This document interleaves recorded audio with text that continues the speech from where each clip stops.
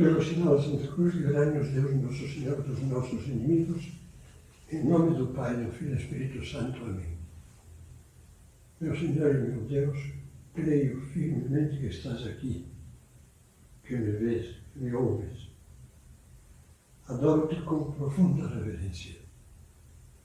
Peço-te perdão dos meus pecados e graça para fazer com fruto este tempo de oração.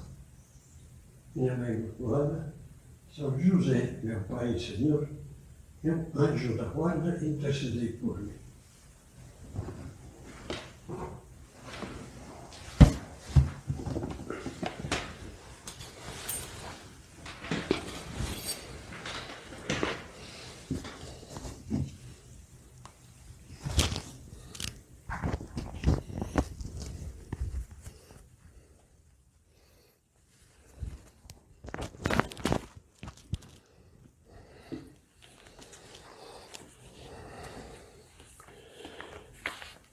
Este tempo de quarentena, que todos temos que reduzir a atividade e ficar recluídos muito tempo,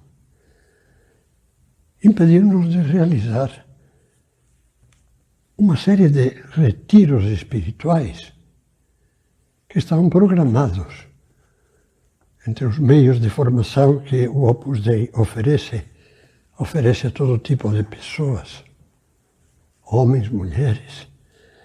Costumamos pregar esses retiros para grupos homogêneos, estudantes de colegial, universitários, profissionais, mães de família. Agora, pensamos em não deixar sem essa ajuda espiritual as pessoas que o desejarem.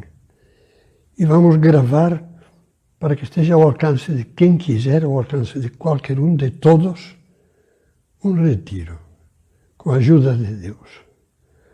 Começamos pedindo a inspiração do Espírito Santo. Jesus nos acompanha aqui, está no sacrário, e depois também nós pedimos a Nossa Senhora, Nossa Mãe Maria Santíssima, que nos dê a mão e nos guie para fazer um retiro com proveito. Muitos dos que agora estão assistindo a essa primeira meditação já sabem que o retiro, tal como nós no Opus Dei pregamos, costuma durar 2, 3 dias, às vezes excepcionalmente mais tempo. Vamos fazer um retiro pensado fundamentalmente para 2 dias, duração de 2 dias, com 5 meditações diárias de uma meia hora e intercalando com essas meditações algumas palestras mais de caráter didático, como se fosse uma aula sobre um assunto que também nos pode ajudar a aproveitar o retiro. E em que consiste um retiro? Eu quero lembrar que São Marcos, bem no começo do seu Evangelho, ainda no capítulo 1, fala-nos de que Jesus, que acabava de iniciar a sua vida pública, a vida de pregação, fazer os primeiros milagres, de manhã, tendo-se levantado Jesus muito antes do amanhecer, saiu e foi para um lugar afastado. E ali se pôs em oração. Quando lemos o Evangelho, vemos como Jesus sentia necessidade, nesses momentos de solidão. Estou falando do coração humano de Jesus, da natureza, da alma humana de Jesus. Sentia uma necessidade quase física desses momentos de solidão, de oração, de abrir a alma a Deus Pai, de conversar com Deus Pai. E quis ensinar também aos apóstolos a fazer isso mesmo. Eles que lhe perguntaram: Jesus, ensina-nos a fazer oração. Portanto, vamos pensar que o clima de um retiro é um clima de silêncio, na medida do possível, você na sua casa ou num lugar mais afastado. É um clima de oração, de pensar muito em Deus, falar muito com Ele, e é um clima de reflexão. Às vezes nós nos queixamos de que a vida nos atropela. Há tantas coisas exteriores que nos reclamam, que nos exigem ir, vir, mover-nos. E sentimos como se estivéssemos dominados pelo exterior e empobrecidos no nosso interior. Para onde vamos? Por que fazemos as coisas? Vem-me à memória uma lembrança contada por um colega durante um período de serviço militar que se realizava num acampamento. E nesse acampamento o colega teve a ideia brilhante de experimentar montar a cavalo, coisa que não tinha feito nunca. Como é lógico, todo mundo sabe que o cavalo, qualquer cavalo, não é tolo. Se dá conta se o cavaleiro sabe montar e levar a rédea ou não. Também que quando ele montou meio desajeitado, o cavalo começou a correr desabaladamente, a toda velocidade. E ele, cheio de medo, se agarrou ao pescoço do animal e passando perto de os colegas que, vendo naquela posição ridícula, estavam rindo dele, esses colegas lhe perguntaram: "Para onde é que você está indo?" Ele respondeu como pôde: "Olha, eu estava indo para tal lugar, pretendia ir para tal lugar, mas não sei para onde é que este cavalo está me levando." E eu acho que isso mesmo poderiam dizer muitos dos que agora estão me ouvindo. Eu quereria ter a vida assim, mas não sei para onde que a vida está me levando. E é bom ficar sabendo para onde vamos e para onde nós queremos ir. Um autor místico alemão medieval, Tauler, dizia uma grande verdade. Os homens deveriam pensar menos naquilo que fazem e mais naquilo que são. Se nós pensássemos: eu sou filho de Deus, a minha alma foi criada por Deus, o meu destino final é o encontro com Deus. E aí o que vai valer é o que foi feito de acordo com o que Deus desejava de mim, com a vocação que Deus me deu. Eu gostaria, para ajustar o foco das nossas meditações, nessa meditação inicial, ler, para que todos nós ficássemos considerando, 2 pontos do livro Caminho, de São José Maria, escrivão, fundador do Opus Dei. Um deles é o pensamento que encabeça o livro. O primeiro, número 1. Que a tua vida não seja uma vida estéril. Sê útil. Deixa rastro. Ilumina, está se dirigindo a cristãos. Ilumina com o resplendor da tua fé e do teu amor.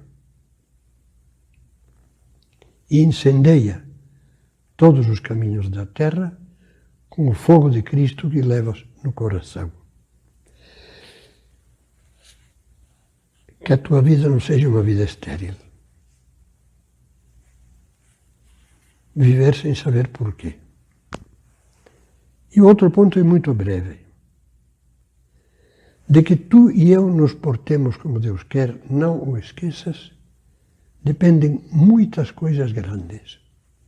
Isto é, da nossa fidelidade a Deus, da nossa fidelidade ao plano que Deus tem para cada um de nós. Meditaremos depois sobre isso, na próxima meditação. Disso dependem muitas coisas grandes. Pense na sua vida como pai de família, mãe de família, profissional. Se é uma vida assim impregnada do sentido divino da existência, das virtudes cristãs, da união com Deus que enche de alegria e de sentido o coração, dessa vida dependerá muitas coisas boas na família, no ambiente profissional, na sociedade. Mas se essa vida é como um barco que vai à deriva, que não se sabe aonde está indo, por mais que esteja carregado de riquezas e que está dando voltas ao redor de nada especial, sem ideal, sem saber qual é a vocação, sem saber qual é o rumo, sem saber qual é a meta, essa vida está fadada ao naufrágio.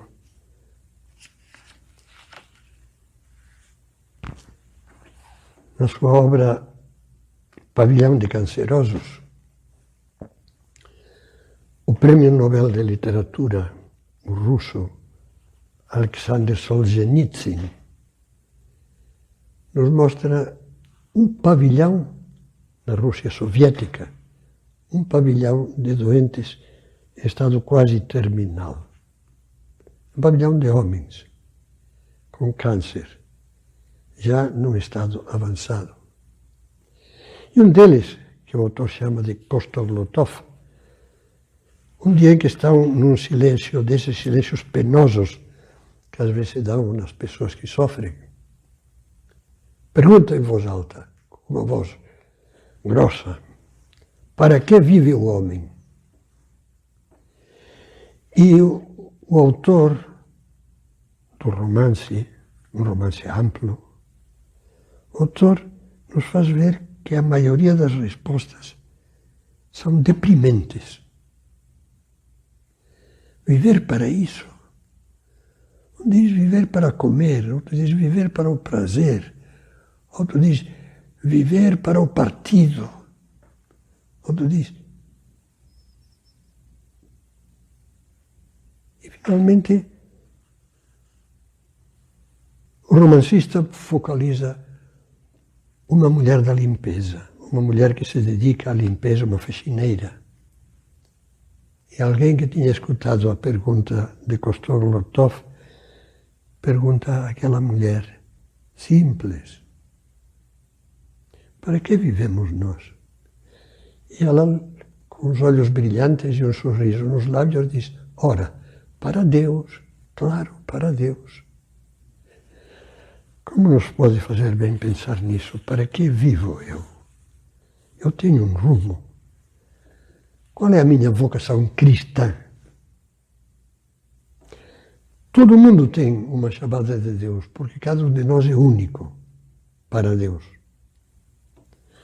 E a maioria dos cristãos tem uma chamada no meio das circunstâncias mais comuns. Já teremos oportunidade de meditar bastante sobre isto. Mas agora o que é preciso é dizer: Senhor, meu Deus, nesse retiro, nesses dias em que eu acompanharei este retiro, por favor, me ajude a fazer oração, uma oração que ao mesmo tempo que te pede luzes, meu Deus, faz com que eu veja as coisas como tu as vês. São José Maria dizia: que eu veja com teus olhos Cristo meu, Jesus da minha alma, que eu não veja com os olhos que olham para o chão, que olham para metas muito pobres.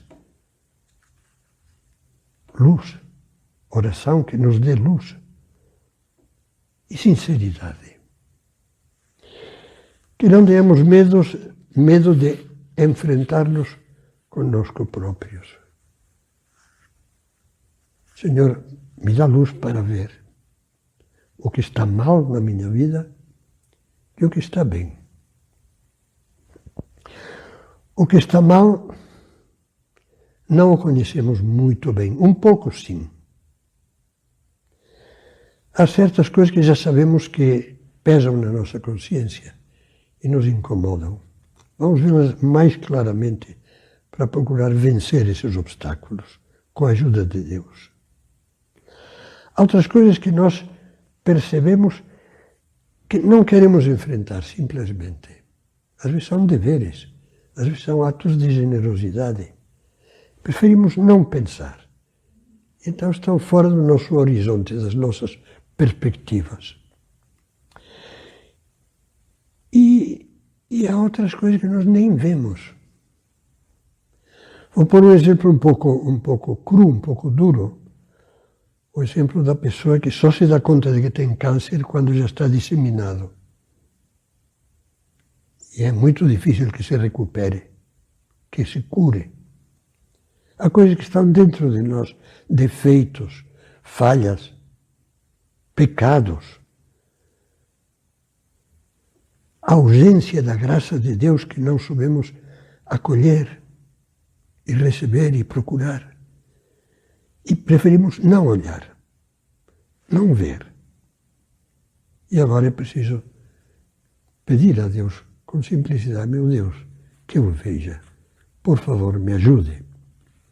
E pensar também nas coisas que estão bem, mas pensar direito nelas. É claro que todas as pessoas têm coisas boas na vida, coisas bonitas. Não há ninguém que seja tão monstro que não. Eu me lembro que lendo e relendo, porque gosto muito deste autor, O Grande Sertão Veredas, de Guimarães Rosa, ele apresenta como uma espécie de representante de Satanás um dos dois Judas da história, que se chama Hermógenes, e o apresenta como um homem cruel, como um homem traidor, como um homem... Mas faz notar o seguinte: com a família dele, com a esposa e os filhos, era um doce, meigo, delicado, carinhoso.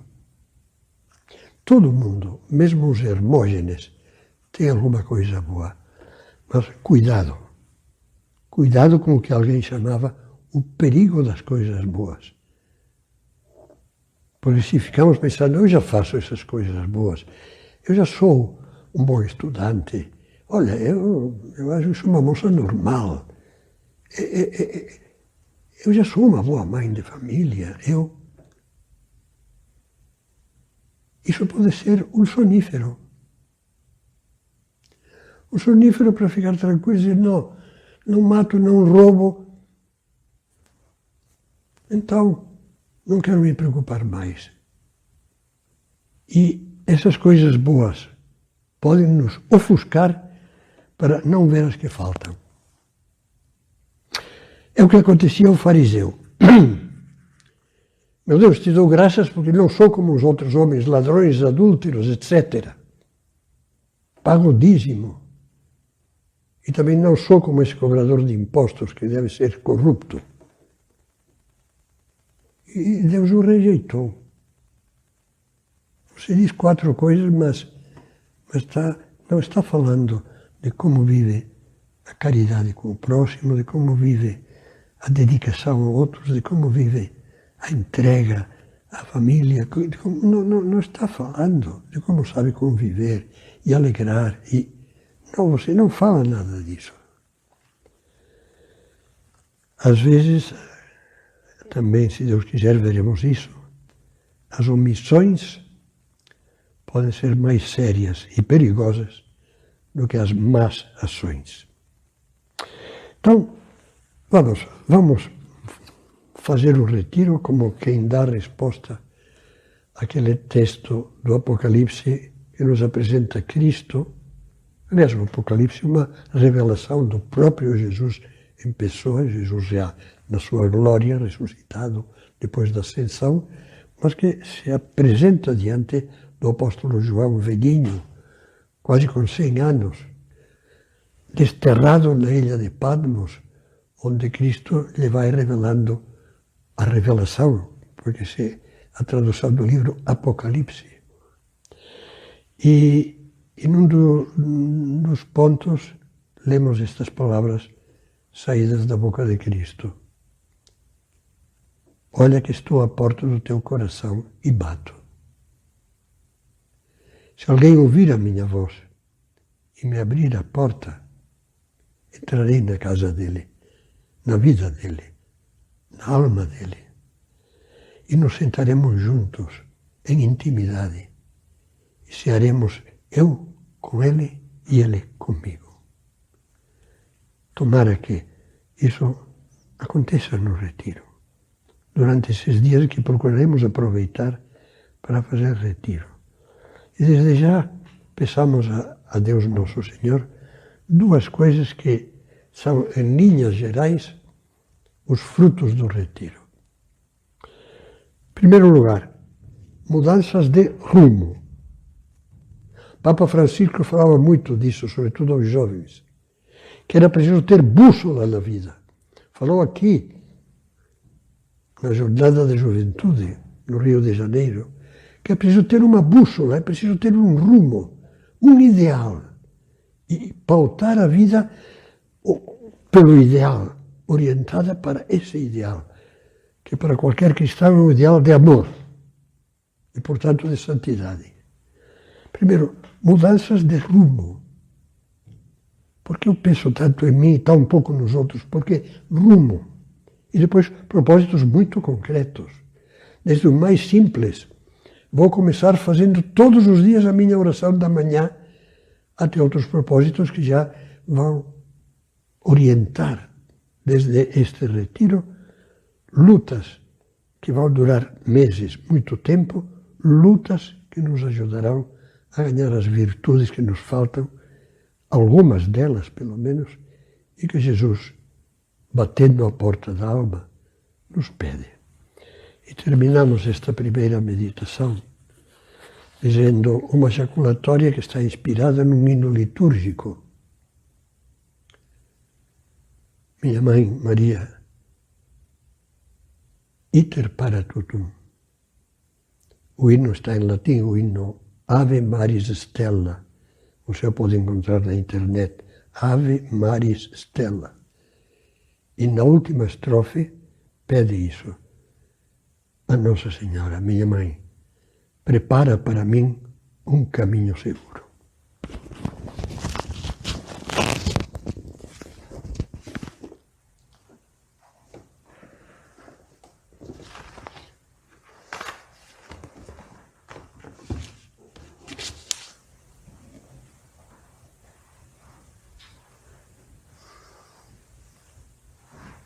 Dou-te graças, meu Deus, pelos propósitos, afetos e inspirações que me comunicaste nesta meditação. Peço-te ajuda para os pôr em prática. Minha Mãe Imaculada, São José, meu Pai e Senhor, meu anjo da guarda, intercedei por mim.